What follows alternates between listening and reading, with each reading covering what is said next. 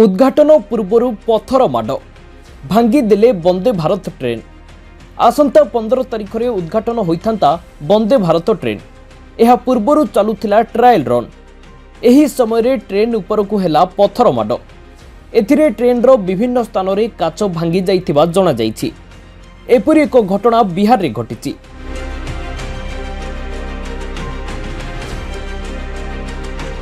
तेबे टाटारू बाहर होई गया अभिमुखे यात्रा करुथिला ट्रेन। जेतेबेले ट्रेन टी बंधुआ एवं टनकुपा स्टेशन मझिरे होइतिला केही दुर्बृत्त एहा उपरकू पत्थर माड करिथिला। फଳରେ इंजिन को लागि रहितबा कोच रो काच भांगी जाइतिला। तेबे घटना परे वरिष्ठ रेल अधिकारी घटनास्थल रे पहुंची ट्रेन रो स्थिति जांच करिसंती।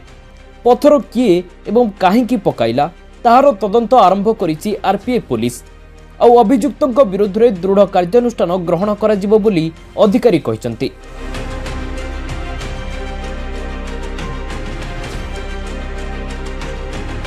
गत वर्ष अक्टोबर रे राजस्थान रो भिलुवाड़ा रे भी समान प्रकार घटना घटिथिला। वंदे भारत ट्रेन उपरकू पत्थर माड होइथिबा बेले एथिरे किंतु कोनोसी यात्री आहत होई नथिले।